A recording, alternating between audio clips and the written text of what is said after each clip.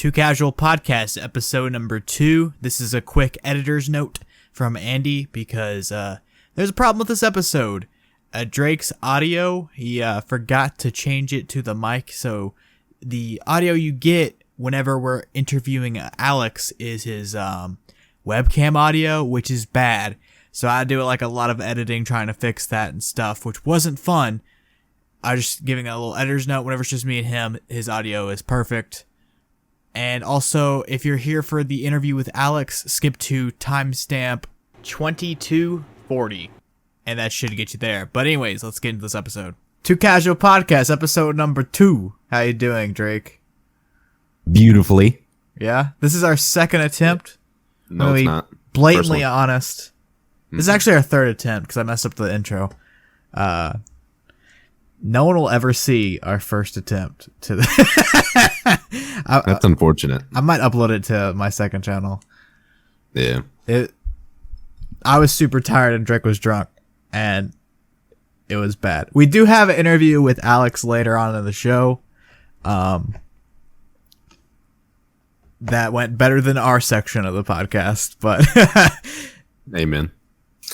Yeah. Literally, we put it on your second channel and just title it "Worst Podcast Ever." I have a privated video, and it has a bunch of like copyrighted music in it, at least at the end, called Halo 5 is the worst game ever, and it's 30 minutes of me and Dylan were high, and it's a gameplay of me and Wes playing Halo 5, but I'm just so like, I don't know, I'm just like laughing. I'm just so giddy the entire time. I'm like dying laughing. So maybe I'll put it on the second channel. I don't know. But how was your week this week, Drake? It was very good. It was very long. I had work all week, and we didn't have much to do, so it made for a long week. Yeah, baseball's back. Yeah, I'm pretty tickled about that. I attempted to watch both the games last night. I only got the first one got rained out, and the second one about halfway through we recorded for this. So yeah, but yeah, it's good to see something other than UFC for a change. WWE and AEW still going on, sir? Oh, I don't watch that. Why? Because I like real sports. Oh, wrestling's fake. Grow up, Andy, you idiot. You go. No, it has nothing to do with that. It has to do with the showmanship. The showmanship? That's the best part of wrestling. Well, yeah, but that's why people like it. But that's why I don't care for it. I don't know. It's so great. I love it. I'm gonna make a video. Just gets me. Huh? Cheesiness gets me. I don't know. I'll make a video talk. I plan on making a love letter to AEW. I love. Thank you for saving wrestling. I mean, New Japan's always been great, but New Japan, it's like too good. So, oh really? I've never seen anything. So I don't have anything to go they have a thing called Wrestle Kingdom, and do you remember that tag team match I showed you? It was Kenny Omega and Hangman Adam Page versus the Young Bucks. It's like 40 minutes long, and it was like super like, it just like felt like a dance. It just flowed so well. Yeah. Imagine that, but for every single match in like a 5-hour long pay-per-view. Oh, like no. It gets tiring because every match is just so good. Yeah. Like I don't know. Yeah, I can't handle that. You need like the 2-minute bangers and stuff like that. Like you got to have the bad fights, and you got to have the mediocre ones to make the good ones special. Yeah, I'm with you. All right, so this week I've been playing a lot of FIFA. FIFA. I watched a movie called Buffaloed. And I'm trying to remember. We talked about this last time. This week has been long. I've been watching like dry paint for the past week, so every day like just like comes together. So I'm tempted to remember. Buffaloed was like the Wolf of Wall Street if Jordan Belfort was a woman and she was a debt collector. Basically. Just before dawn, I watched Hot Rod and I fell asleep during it. I watched Galaxy Quest. I watched this movie from 1999 called Sicilia, or Us American Uncultured People, Sicily. I watched that. I watched that one, I feel like, in the most wrong environment possible to appreciate it. I mean, it was alright, but the movie's mainly just talking. There's nothing. It actually is. It's almost completely talking or cinematic landscape shots showing off Sicilia. And I watched it after a 2-mile walk, and I was just really tired. I feel like that was definitely the worst way to handle it. Dude, that 2-mile walk tore me up. I don't know. I wasn't sore or anything, but I was just like dead tired after it. Yeah. It's not like your body's just not used to walking that distance. I mean, I used to like walk a mile like, or whatever is not a big deal. I used to walk like if you like check my phone after work, when I worked at the theater, I would walk like 4 or 5 miles while working there. But I guess it wasn't just like consistently, or it wasn't like an ongoing time, because there's like lull periods of standing there. I don't know. I was dead tired after it. Yeah, it's a mental thing too, because like a majority of the walk you're in your head. No, I was fine during it. Like I never felt tired. Like I could have done more. I stopped doing it because I wanted to watch the movie. Like I was just like listening to a audiobook. I didn't even know I did 2 miles or anything. I was listening to A Man Finds Meaning or something like that. Nice. I didn't really enjoy the book, so but yeah, like just like the aftermath of it, I was just dead tired. Then I watched a documentary by Louis Theroux called My Scientology Movie. I watched a couple short films from 1999. If you don't know, my whole gimmick recently has been watching stuff from 1999. I've seen 73 movies from 1999, and I have like 104 left on my watch list. But anyways, so I watched all the shorts I wanted to watch that came out in 1999. Take a shot every time I say 1999. No, don't. So I watched Outer Space, and that is wild. It's on YouTube. I recommend maybe not watching the whole thing, but it's an experience for your eyes. If you have epilepsy, don't watch it. I will say that. You will not have a good time. It's just crazy. I feel like it's on YouTube. And then there's this other short that I watched called The Scooby-Doo Project. So Blair Witch came out in 99. And so Cartoon Network, or Adult Swim, basically remade Blair Witch Project in 10 minutes. And instead of like the characters in there, they were Scooby-Doo characters. And it's just like so funny. I don't know why. It sounds beautiful. It sounds beautiful. Also on YouTube. And then I watched a Persian series. I watched the first 5 of them. There were 18 total. The other 2 came out in 2000, 2001. I watched the ones that came out in 99. And they're, that's hard to talk about. It's, this guy takes a bunch of paintings and he paints them. Obviously, that's what you do. But he's like super like abstract paintings. And then each frame of the short is switching between paintings. So it's like hundreds of paintings, and it keeps on flipping, and they're all like abstract, like throwing colors on it, and it's like a wild experience. Like throw that on. There's no audio, so like put that on and like throw on like a Pink Floyd album. Like take drop some acid, and I feel like you're having a great time. Then I watched both iDubbbz documentaries, Ice Cream Man that recently came out in full force. I made a video on those if you want to see my opinions. Then I watched Jack Reacher, Clash of Titans, Monty Python, and the Holy Grail. Have you ever seen Monty Python and the Holy Grail? No. That might be a future pick. That movie's hilarious. Sounds good. I've been told to watch it by, many people. My parents. And I just haven't. I feel like you'll think it's funny, but it's one of those movies that the more you watch it, the funnier it gets. Just because how ridiculous it is. Great movie. I like it. And I watched Spy Kids, obviously. Spy Kids. So, Drake.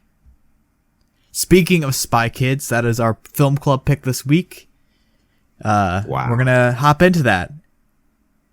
And so Spy Kids came out in 2001. Nothing bad happened that year. Spy Kids came out in 2001, directed by Robert Rodriguez, starring Antonio Banderas and Carla Gujo. I don't know how to pronounce her name. Those are the adults. And Alexa Pinvega and why is the son's name not show up in the cast on Google. What's the son's name? We'll never know. Daryl Sabara. That's his name. But basically, you get the gist from the title. It's kids that are spies, and their parents are spies, and it's a wild, wacky movie. And I had a great time. Me and Drake both watched this as kids, and I think that nostalgia definitely played a factor. You obviously have the same, you have the bads of it, which is like the awful CGI, but I don't know. It just, it's just like a nostalgia trip. I will be honest, it was kind of a hard thing to sit through. It was tough. Nostalgia couldn't carry it so much. No, I didn't have fun. But that was from watching it in like a review setting. I feel like if you have like a bunch of people in like a party aesthetic, a party of environment, it'll be a better experience watching it. But it was definitely hard to get through. Yeah, just me and Jenny sitting there watching it. It wasn't fun to watch. I think if like our friend group would have gotten together, we probably could have like made fun of it the whole time, and that would have been kind of good. Like, but what do we watch at your house? We watched High School Musical and Cars. That was what it was. But I think that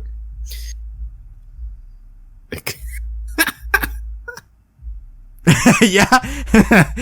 I get the it wasn't good, but it was nostalgic. What amazed me about it is we talked about this, just how creative it was. Mm-hmm.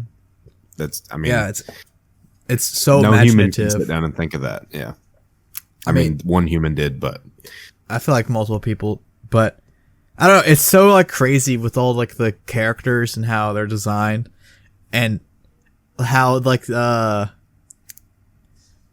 main bad guy at the beginning had like clay, and he like twisted it into this thing, and then that was what you got turned into. Like those like little dolls. I don't know what they're called. Voodoo dolls. Yeah, it's like a little voodoo doll. Yeah. And then let me tell you, the twist, that was wild. I really remember this movie from a kid. It was exactly how it played. Drake told us, like when we talked about it last night, he was like, yeah, it was like completely different than what I remember. Yeah, it wasn't like that. But I don't remember that twist at all. That was wild. I think my favorite thing about this movie though, and it got several laughs out of me, was they went so in on the spy gimmick where like you'll have a guy standing there and he rips off his mustache. You're like, oh my god, was it you the whole time? And they do it so many times, and they have like glasses, like during the twist, the guy's like standing there with glasses, and then he turns on the main bad guy, and he's like, "It's been me the whole time." Oh my god! I just think that's so funny. Yeah. In the beginning, the dad wasn't wearing a mustache, and then like they were leaving for that trip, and he put one on. And she's like, "Wow, when it's you." When he's a spy, he has like a super thin mustache. Yeah. I don't know. It's so funny. I mean, this is a kids movie at the end of the day. And people make the excuse all the time. They're like, "Oh, it's just a kids movie," and they use that excuse. They're like Minions, Despicable Me. Like, why kids movies are bad? They're like, "Oh, it's a kids movie. Don't worry about it." But I'm kind of against that. I think I hate movies that treat kids like they're stupid. And correct. This movie definitely didn't do that. And so like crazy. And they actually tried to make a good kids movie. And it's wild. Robert Rodriguez, by the way, directed it. And he directs these type of movies and then like super violent, like Mexican gangbanger movies. I want to say gangbanger, just like Mexican movies. So he has like two sides, which is great. He has, he can make a kids movie like this, Shark Boy versus Lava Girl, or he can make a Once Upon a Time in Mexico, or El Mariachi and Machete. These crazy, like over the top action movies. Yeah. Which, speaking of him, this movie is inside the Quentin Tarantino universe. If you didn't know, so wild to me. Drake didn't know yesterday until I told him. But this movie is in the Quentin Tarantino universe because if you didn't know, all Quentin Tarantino movies are connected. I'm repeating myself a lot this episode, and I'm fully aware of it. It's okay. So Tarantino-verse, all his movies are in one universe, and there's like 2 layers to this. You have the main series, or like the world, where that's like The Hateful Eight, Django Unchained, Inglourious Bastards, Once Upon a Time in Hollywood, all those. And then you have movies that are in that universe, or they're movies inside that universe. So like Inglourious Bastards and all of them, in their world, a Kill Bill, Death Proof, Planet Terror, as a Robert Rodriguez movie, are all, and From Dusk Till Dawn are all movies within that universe. And I didn't tell you last night, really like the main connection, like they don't ever outwardly say that, or Tarantino's never ever actually confirm that. It's just a conspiracy theory. But there's an actor, I can't remember his name, but he plays a character called Earl McGraw in Kill Bill, From Dusk Till Dawn, and in Death Proof, and that kind of connects them. And it's like a whole thing, like an actor reprising his role in different movies, because there is like a continuity error where he dies in one of the movies, and then another movie that takes place after it, he's in it. By the way, the pet shots are incredible this episode. Yeah. But, so Spy Kids is a movie in the Quentin Tarantino universe because, their uncle is Machete. And as you know, Machete has a movie where Danny Trejo plays Machete, same character. He's in Spy Kids. And then Machete was, so with Death Proof, a movie directed by Quentin Tarantino. There's another movie directed by Robert Rodriguez, the director of this, called Planet Terror. And they released a double feature movie called Grindhouse, where it took those 2 movies, played them back to back, and then there's trailers in the middle. So it was like a double feature. It felt like you're going to like a drive-in theater and watching like a nice double feature. That's the aesthetic they wanted to do. And in between those trailers, there was a trailer for Machete. So that connects Machete to Quentin Tarantino. And it makes, Machete in the Tarantino universe, which is wild. That might be, think about it now, that might be why it's so over the top. Because, Quentin Tarantino's, all his movies are, I mean, obviously, this is all like a fan theory, but like feeling into the fan theory, thinking it's legit, like he like thought about that. That might be why it's so like wild of a movie. Yeah, I mean, it makes sense. The theory's not too silly. Yeah, I feel like this movie is definitely on my like top 5 movies to watch high on acid if I ever take acid. Because I feel like this one and the third one, I think the second one, I don't really remember it at all. I might have to rewatch it. I wanted to rewatch all of them for this, but I didn't because the first one was so hard to sit through. Yeah. But they're like wild. And then also Shark Boy vs. Lava Girl. Doesn't connect to Quentin Tarantino at all, but same director. And it's good. Well, yeah, that's our next pick. No, I'm kidding, but I'm sure I feel like we won't get to it. I'm not gonna take it off the table or anything, but I tried when I was picking movies for the DCD Film Club. I tried to like every pick have their own taste, and every pick have like nothing like shared with another one. So maybe we'll make it. Maybe Drake will select it. He'll throw my taste, like my feel, out the window and just pick it. I mean, if we make it to like 500 episodes, I might pick it by then. But yeah, I mean, yeah, we're making it to 6 episodes. That's the plan, right? Well, we're gonna try to 6 episodes in a movie. We gotta try. We're gonna make 6 episodes in a movie. That's a community. 6 episodes and a movie. That's a Community reference from the TV show Community. Well, I'm glad that I got it. I made this. The whole gimmick throughout the show is 6 seasons in a movie. Like I got you. I think as they start saying it in season 3 or 4, they're like, yeah, 6 seasons in a movie. Like, just keep on saying it. And I think there's 5 seasons and no movie. So, and the show is they failed. The first 3 seasons are great. It's made by Dan Harmon. He made Rick and Morty. Nice. Oh, there is 6 seasons, but there's not a movie yet. But it's on Netflix. I recommend it. It's super self-aware. I guess, where it pokes fun at other TV shows. And then I kind of made a video talking about it this week that it's coming out today while we're recording this. Yesterday, if you're listening to it on the day it comes out, I made a show called Reference Humor is the Death of Comedy. And Community's definitely, I talk about it within that episode or video. Hey, this is Future Andy dropping back into the middle of the podcast so seamlessly that you didn't even know. We forgot to recommend the pick for next week. Drake's pick this time. Last time we recorded it, Drake forgot to pick a movie and to think of something on the spot. But Drake, what is your pick for next week? 13 people, and I counted, have talked to me about this movie, and I just want to see it. So my pick for next week is Palm Springs. Yep. And I swear to God, I think every human I've talked to this week has told me to watch it. So yeah, Palm Springs. It's a new movie, came out a couple weeks ago. Maybe not even. I think it came out literally last week. But it's on Hulu. It's a Hulu exclusive. And yeah, it's directed by Mark Barbaneau. I don't know anything else he's directed, but it stars Andy Samberg. It has Christine Milioti, I think is her name is. Spoiler alert, she's the mother in How I Met Your Mother. Oh, I just ruined the show for everybody. But yeah, it's a fun time. It's similar to do you even know what it's about? Or nope. As people.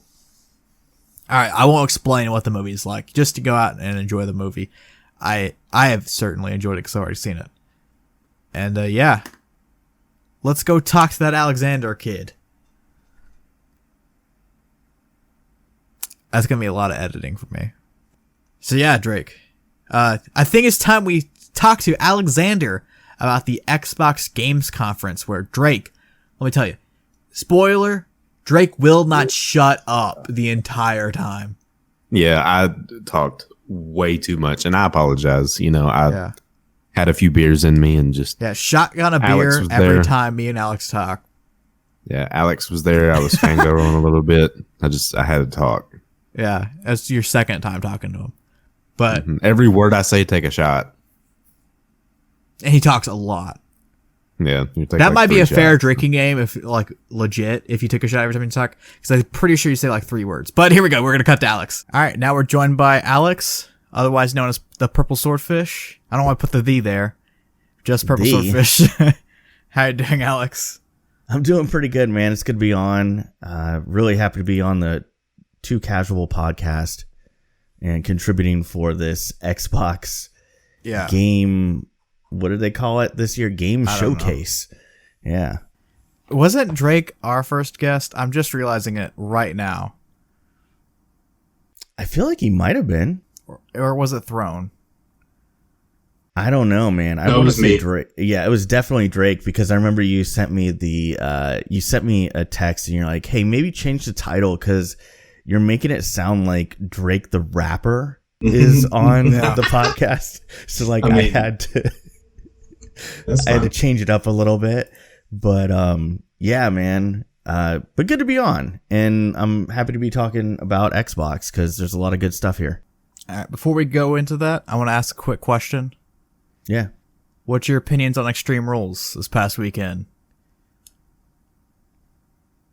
I don't like anything WWE is doing right now. Yeah, I think AEW is putting out a better product week to week, and they're doing that on one show, which is sort of baffling as a wrestling fan, because if you're WWE, you have 3 shows a week plus about once a month, right? Yeah. There's a PPV on the network, which you could get for $9.99. Yet AEW, they're putting on this show every Wednesday. They're hitting all the key demographics.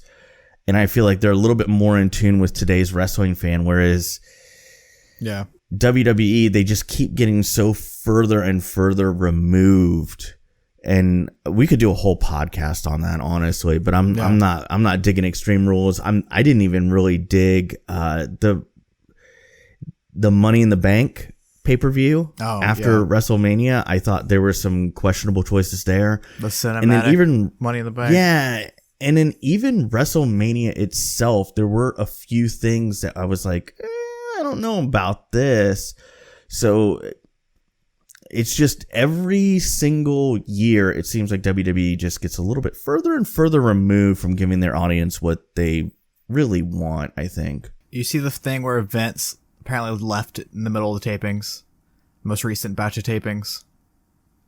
Yes, and I did see there's a rumor that Vince is sort of being, from like just strictly the creative standpoint, being pushed out, and they're bringing Triple H in, and he's going to kind of fill that role. And I don't know that that's necessarily a bad idea, but I can't imagine that Vince will easily give that up. So it's going to be very interesting to see how that plays out over the next year, 2 years, etc.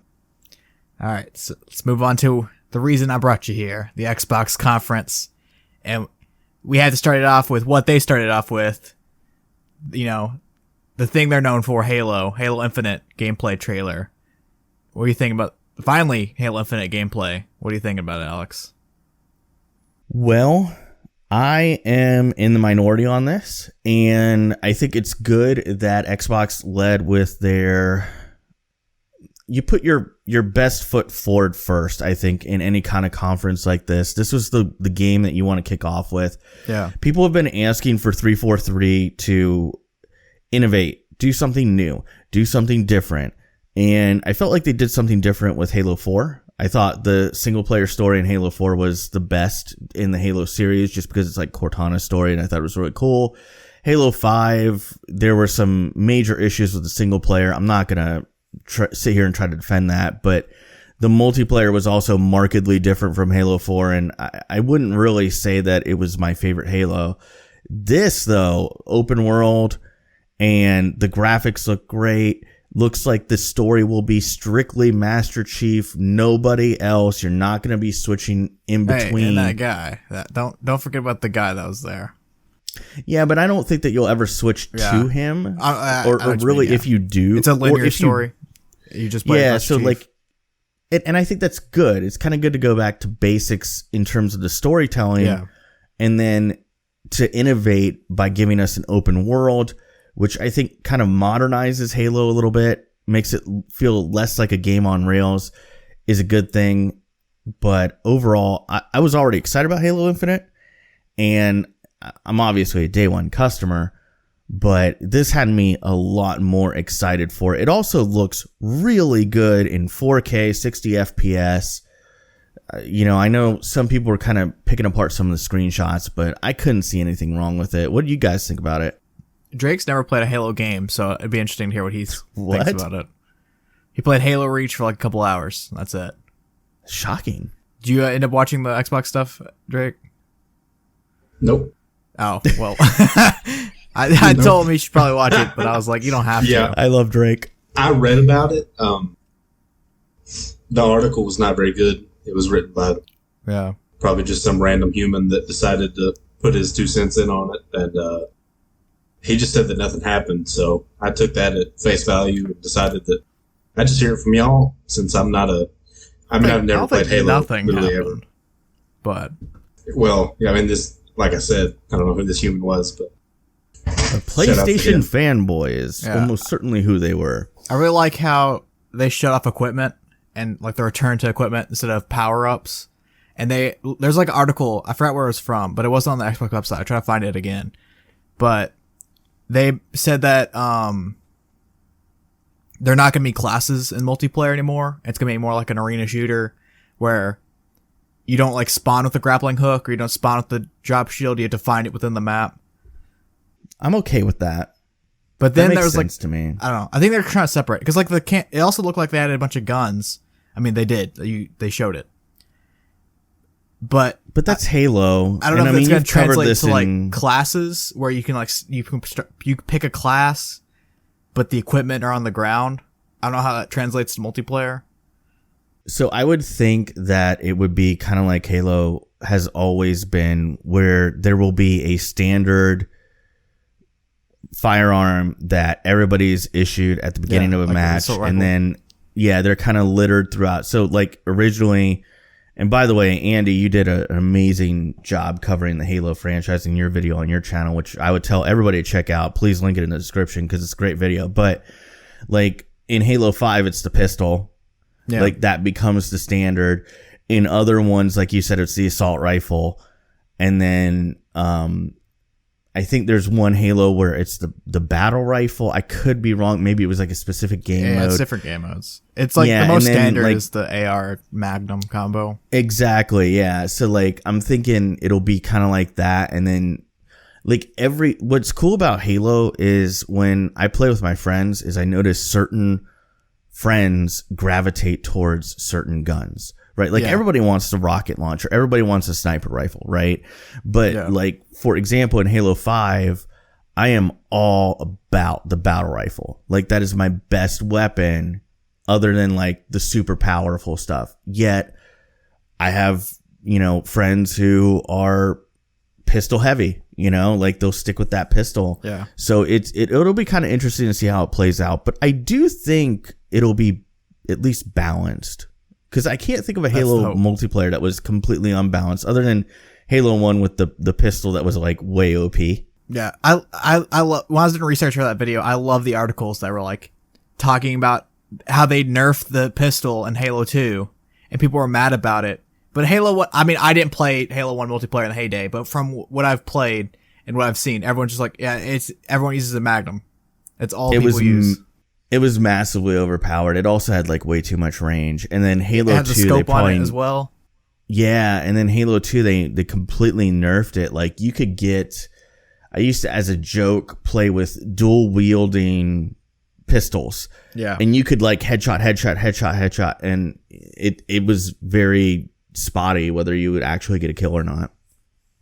And then, but yeah, Halo Infinite looks really good. Last point on this is the grapple hook. Think that's like cool. It. All right. Yeah, put some new stuff in there, man. Like, we've been asking 343 make the Halo franchise your own. They're doing it. And if we're going to criticize it, okay, but they're giving you what you asked for in a weird way. I don't know. And then they announced State of Decay 3, which I know you streamed the second one a little bit. I don't know if you ever played that. We played it together a little bit. But I really enjoyed the first and second one. The second one was kind of buggy when it first came out, but I still had a fun time playing it. And that was the only time I really played it was when I streamed it with you.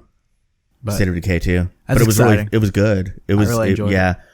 Yeah, can I really quickly just touch on Forza Motorsport? Like they're re-releasing the latest Horizon game, which Forza Horizon 4 is outstanding. It's like I love all the Horizon games, but Horizon 4 has definitely been my favorite. And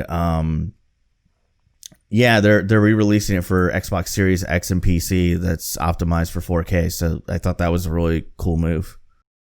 Didn't they announce the new main series game though, called just Forza Motorsport? Or did I misunderstand? Yeah. That was kind of hinted at, if I'm not mistaken. It just said Forza Motorsport. Yeah, I don't know. It was just I didn't really tease in general for the whole series. I don't know. I didn't really I didn't really truly understand that. I just thought that it was like, hey, more is coming, but in the meantime, here's Forza Horizon 4, the latest game, and it's going to be in 4K 60 FPS, and it's going to look really good.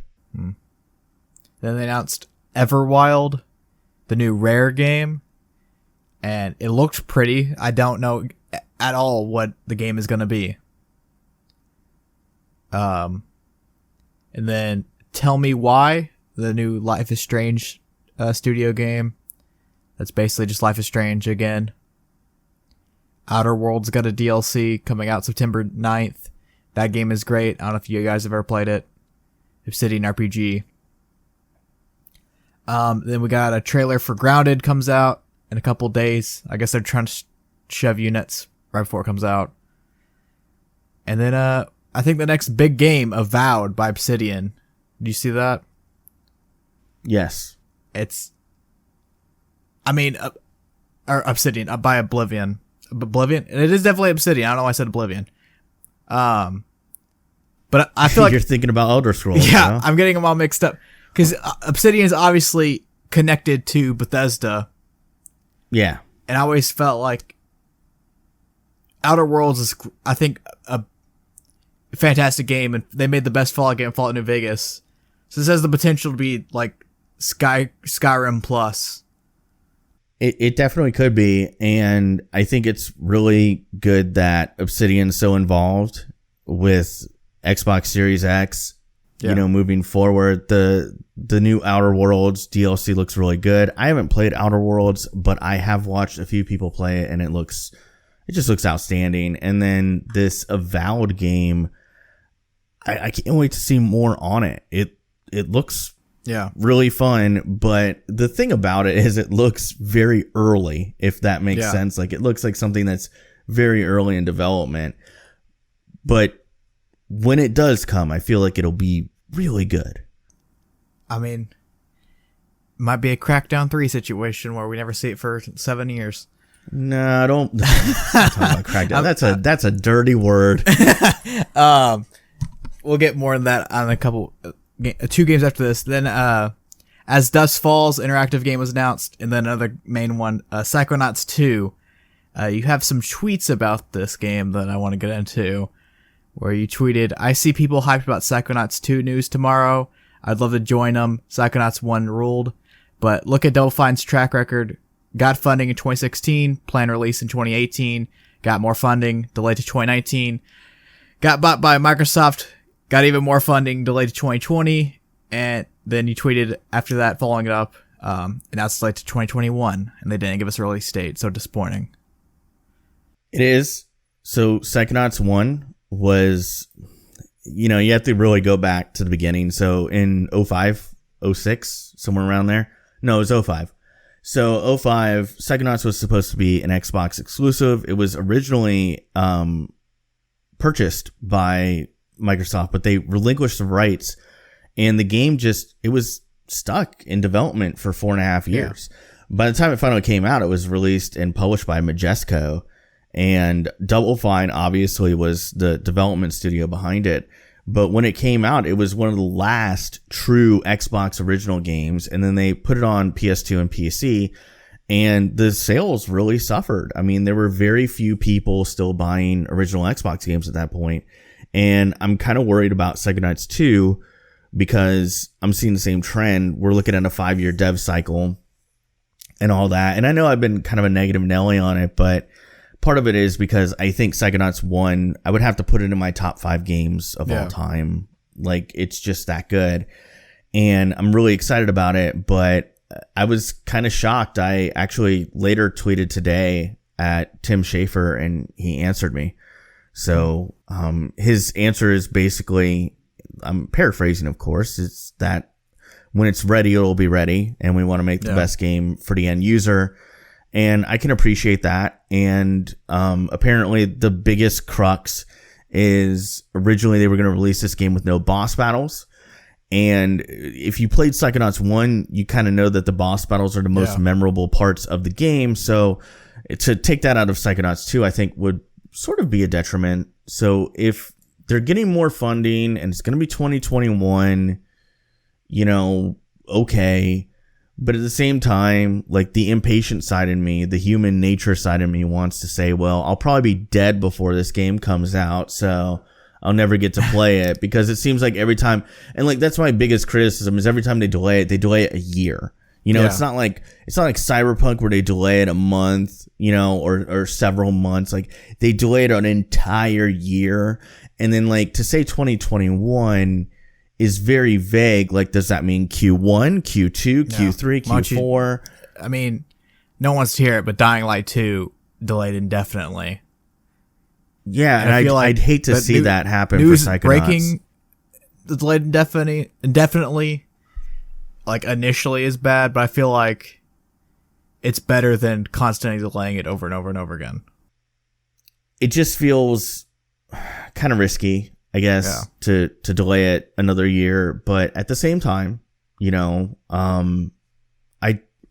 originally I was going to be really negative about it on here, but the fact that Tim Schafer took the time to actually write me back is kind of cool. So I get it. And well, I said I'd probably be dead before the game comes out. You know, that's one thing. I have a point, that if you were more negative, this would have worked better. But it kind of worked. And with the avowed part, it was kind of a tease to this. Like I wanted to say it, but you have a hard stance in the NBA that rookies come out too early. They do. So, do you think that there's a problem in video games where they get announced too early? And this is why games get delayed so often. Yeah. Happens all the time. I'm trying to think of the example. Crackdown 3, Metroid Prime 6, whatever. Metroid Prime's definitely a good example. Or Metroid Prime 4. I think it's 4. Yeah. I'm trying to think. There was one game that I was going to compare it to specifically on the Xbox platform that really just it got announced way too early, and as a result, like Recore would be the one that I'm thinking of, but there's a lot of examples out there that I'm sure your audience will be familiar with that probably got announced way too soon, and the delays kind of get people to where they're a little bit tired of hearing about delays, and it sort of hurts the end. But, Psychonauts 2 is a little different because you think about it, they crowdfunded the initial funding. Yeah. So in 2016, they ran crowdfunding through a service called Fig, which is very similar to Kickstarter. And, they got all that funding. Then they got more funding in 2018 for publishing rights. Then they got more funding from Microsoft when they bought it all out. Yeah. I don't know. Anyway. Looking forward to it. It'll be great. And then Destiny 2 remastered, kind of up-res the new consoles, and then they announced that all the expansions are going to be on Game Pass. Which is kind of I think that's a huge boon for that community because traditionally Destiny 2 players have kind of been PlayStation centric. So I kind of wonder if you could maybe win some of them over onto the Xbox platform by putting it on Game Pass. I mean, it's a free game, but like the expansions are. The expansions being on Game Pass, I think, is a big one. And Stalker 2, I had no idea what this game was, the first one at least. And it looks real interesting. It's made by the people that made Metro Exodus, and it's based off of a movie that I want to see. I haven't seen it yet, directed by Andrei Tarkovsky, called Stalker. So I'm really interested in this game, know nothing about it. I'm sure you know probably about the first one. Or maybe not. I don't know. It was like this PC game set in Chernobyl. And there's like, it has like a Metro feel, but like a supernatural feel on top of it. And it's like an RPG. So you saying Chernobyl, it jogs my memory. I remember seeing it, but I never played it. Yeah, it looks cool. And Metro, the people that make Metro games are good, so I'm sure it's gonna be. Then Warhammer Dark Side was announced, and then my favorite game, low key, that was announced to come to Xbox. Tetris Effect is coming to the Xbox One. With Tetris Effect connected, which they're adding a multiplayer mode and putting on Xbox. But that might be me. I like Tetris.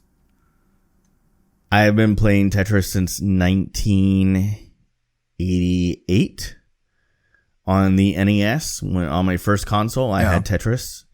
And I played it a lot on Game Boy when it came out on Game Boy. And anytime Tetris comes out, I mean, shoot, I own Tetris on just about every console since then. I mean, I've repurchased it on like Dreamcast and N64. I remember playing on N64. They had a Tetris on that, and Xbox 360, Xbox One. I love Tetris as a series. It's great. So it's gonna be on Game Pass. Everything we're talking about is gonna be on Game Pass day one, which is kind of cool. I didn't know that. But I guess it makes sense because most of these are first-party games. So, at the beginning of, and I thought it was a really good lead, right? So you lead off, you do Halo Infinite, and then I forget the guy's name. He's one of the executives at Microsoft, and he gets on the screen and he's like, Phil everything Spencer? You see. No, it wasn't Phil Spencer. It was somebody else, and he's a much younger guy, and he was saying like, the gist of it was everything you see today is not everything that's going to be on Game Pass. Yeah. But everything that you see will be on Game Pass day one when it releases. And I think that's a really good way to kind of hype up Game Pass, which is their biggest they just passed 10 million subscribers. It's a flagship service. Yeah, so to think that everything we saw here for if you pay monthly $9.99 a month, I think is the running rate, and it's always on sale. You can get all that for a low monthly rate. It's kind of good, like games as a service, right? It's the future. I think it is, but plus in like 4 years from now, they find out it doesn't work. No, I just don't think so, because you think about it, with 10 million subscribers right now a month, and let's just say you get $5 each from all of them, because the price point's going to vary. 50 million in revenue a month, you're talking about 600 million a year. Yeah, but I'm saying for like, really, what are you giving up? And is it better to kind of pitch your service and push that, especially now on the PC platform, rather than push your piece of hardware, which you'll probably lose a couple bucks on every unit you sell? I don't know. I just think I'm still like questioning putting like the Halo Infinites on Game Pass rather than selling it at $60. So right off the top, because obviously it being on Game Pass is a huge selling point for Game Pass. Yeah. But also, how much do you recoup? Yeah, I don't know. That's kind of an interesting question, but I would assume that the people at Microsoft have some really smart people in the room. They probably figured it out. Crunched those numbers, yeah. Then they have the Gunk, the Medium announced. And then a game that I thought you'd be interested in, Phantasy Star Online 2, New Genesis. Not interested in it. Oh. Believe it or not. Didn't you have a friend that played it on the PS2? Like, still? No, that's Final Fantasy 11 that you're thinking of. But Phantasy Star Online, the first one, I was definitely a very big fan of. I even played Phantasy Star Universe, but the Phantasy Star Online 2, it's just, I don't know. Yeah. I feel like they didn't evolve enough with the industry, and it's just, I don't know. I don't have enough time for another MMO anyway. World of Warcraft. So best game there ever. You go. 10 out of 10. It kind of is, yeah. They announced Crossfire X, and then they started the show with Halo Infinite and ended the show with the surprise of Fable. I love the Fable series. I think every iteration they've done has been good. I know the last one, a lot of people kind of had some criticisms toward, and that's fine. It wasn't the strongest, but I'm very happy to see Fable come back into the fold. And people have been asking for this for several years. So I did see several people I know that have kind of grown tired of the Xbox brand tweeting today or in Discord servers that I'm on, talking about how excited they are about Fable coming back. So I do think this is going to win some people back, maybe from other platforms. Yeah. And, if you're an Xbox guy anyway, like, this is definitely a big win. If we're talking about first party titles that I'd love to see come back, the only other one that really came to mind for me was Cameo and Banjo-Kazooie. And I keep holding out hope that those two will come back at some point, because they're both really great franchises. But Perfect Dark, they renewed Perfect the license Dark would be for it so good. recently. Yeah, I would love to see some Perfect Dark like in modern times, because Perfect Dark 0 was sort of underrated. It wasn't as bad as people made it out to be, but Fable, I mean, it felt like such a needless slaughter for them to kill that franchise a few years ago. So to bring it back now, I think it's the right time, and it'll be really hot. It'll be something that I think will sell consoles and will definitely sell Game Pass subscriptions, which I think is really Microsoft's strategy at this point. I think they're all about selling Game Pass. I don't think they care about hardware anymore. I mean, yeah. Well, let me rephrase that. I think they want to give you the best parts in a box as a console, but I don't think that they're looking to make their money off of hardware. I think they're trying to make all their money off of Game Pass. I mean, it doesn't look like they're trying to do new generations of console. Like, I mean, we said it that when this generation came out, but I feel like this is like they're just gonna constantly update this console. Like, since this console to the next gen, it's weird calling next gen because like it feels like just this generation was next gen, but they're like kind of like swiftly making everything just like compatible over. I think everything going forward for Microsoft and probably PlayStation as well, it's going to be Nintendo's. They're doing their own thing, right? They've committed that they can't compete. So yeah, they're kind of going for a different really audience as well. But that's a whole nother topic. But I think going forward, everything Xbox brand is going to be x86 architecture. It's probably going to be an AMD chip with an AMD GPU. And it's going to be iterations, kind of like Xbox One base to Xbox One X 3 years later. Both consoles can play all the games. One obviously plays at higher fidelity. Now we have a new generation, and theoretically, you could still play all of these games that we're talking about. More than likely, you'll be able to play them on the Xbox One base, but I mean, they won't look as good.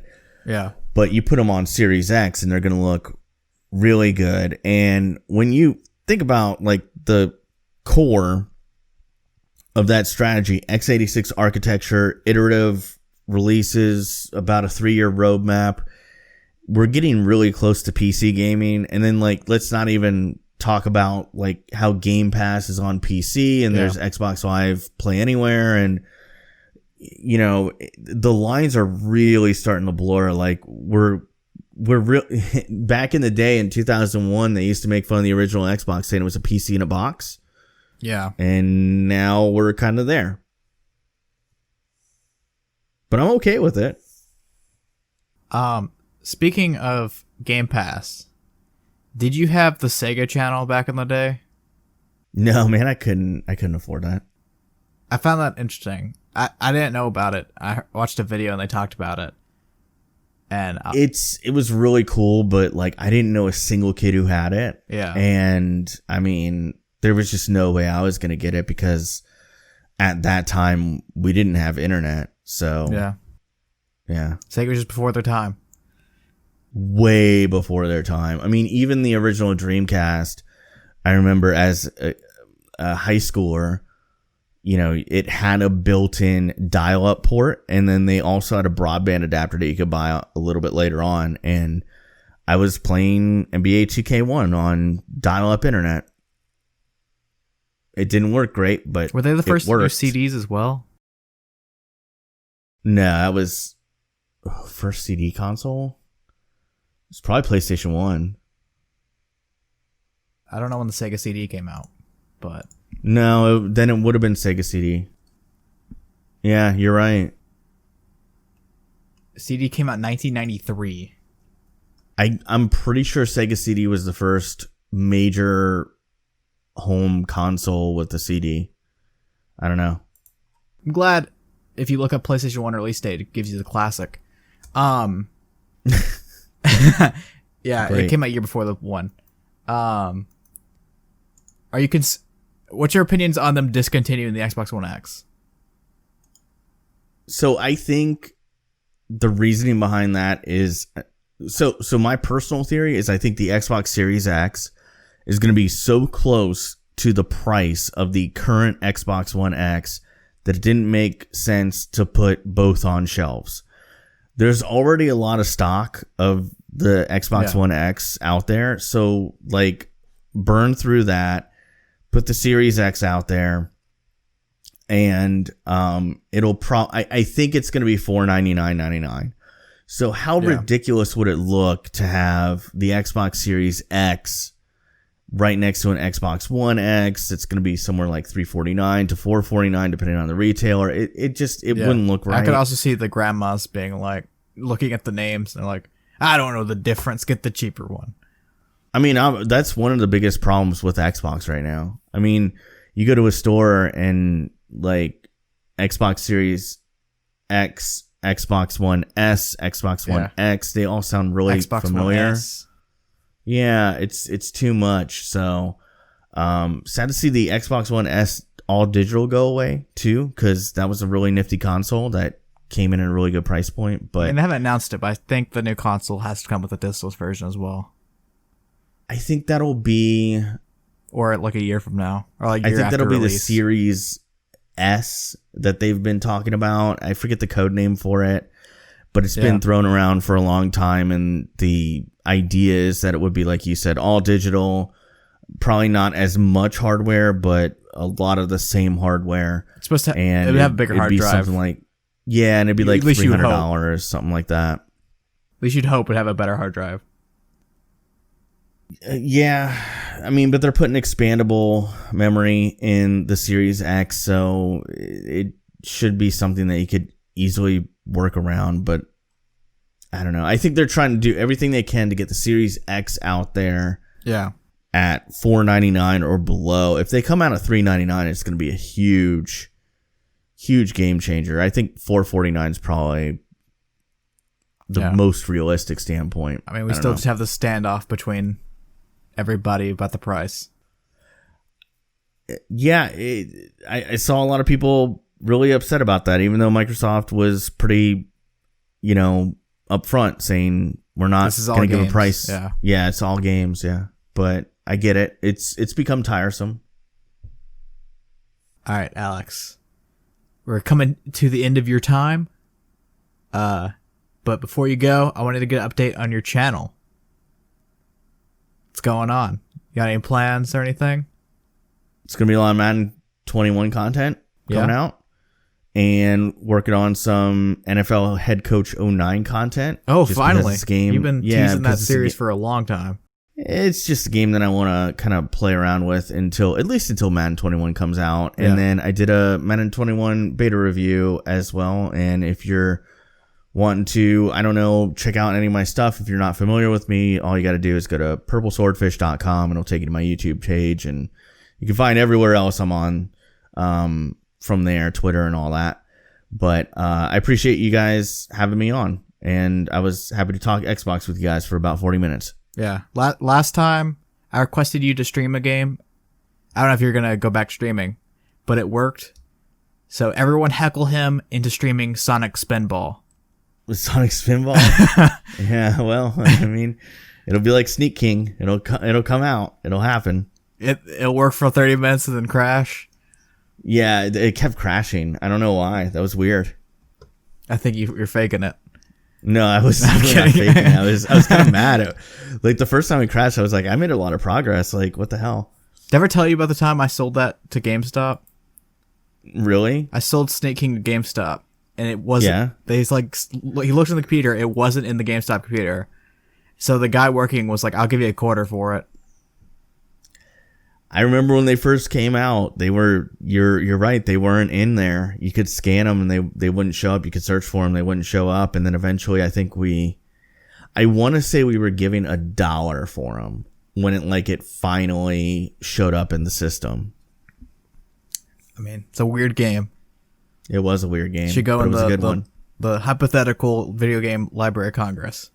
And it's an Xbox exclusive, so, sorry, PlayStation guys. You can't play Sneak King, Big Bumpin', or... Missing out the Burger King classics. I forget the other one. It was like, there was Big Bumpin', and then there was some motocross one. I don't know. I forget the name of it, but Sneak King was definitely the most popular of the three. But yeah, thanks for coming on, Alex. Everyone check out his stuff. Twitter, all that stuff will be in the description. All right. Thanks for having me on. Yeah. See you later, guys. See you, Alex. And we're back. Wow. That was so long. Yeah. It was just 40 minutes. Split second for me and Drake. But 40 minutes for y'all. Yeah.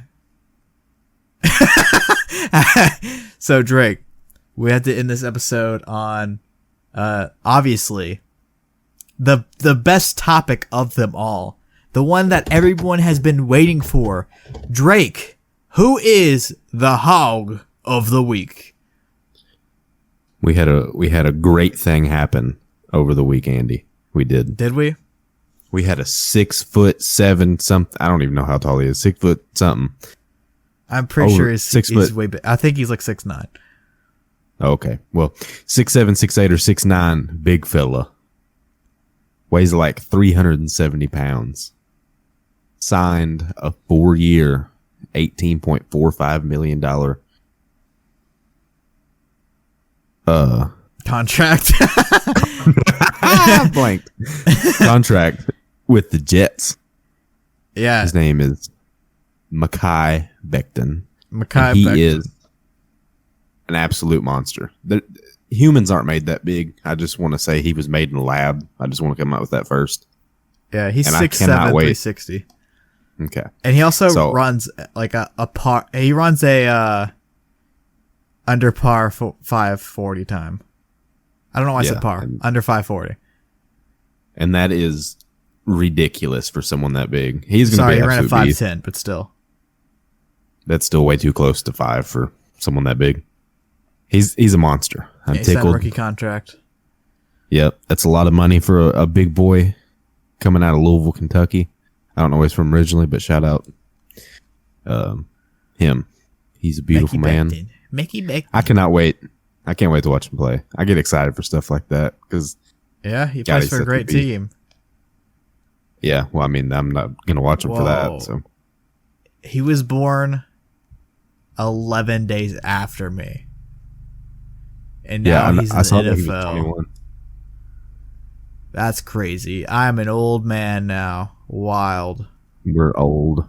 Bunch of 21-year-olds. I'm over here, college dropout, and he is a genetic freak that he won the lottery. He's a genetic freak. He did. He was made in a lab, so. What's his? That's my Hawg of the week. And then I forgot to think of one legit, but I'm going to do a dog of the week to combat Drake's Hawg of the week. Why? I just thought it was funny the other day. I was like, man, I'm going to have a dog of the week. And I thought of one. And I was like, oh, I can't wait to get on the episode. My dog of the week is going to be. And then I forgot. Oops. Yikes. So my dog of the week is going to be, you know what? It's going to be Alex, or the PurpleSwordfish, our guest on the show today. He's our dog of the week. Make sure you check out Alex. His links will obviously be in the description. His YouTube, his Twitter. I think that's it. Maybe an Instagram. I don't know. It depends on what links I go and grab. But check out that YouTube channel. He makes Madden content, if you didn't know. And yeah, he's an old friend, so check him out. Shout out Alex. So love that dude. You know what? I forgot, but I can edit it back in. Let me end the episode real quick. The suspense is killing me. Let me end the episode. Okay. So yeah, Drake, that's the end of the podcast. Episode number 2 is a great one. See you. Kisses.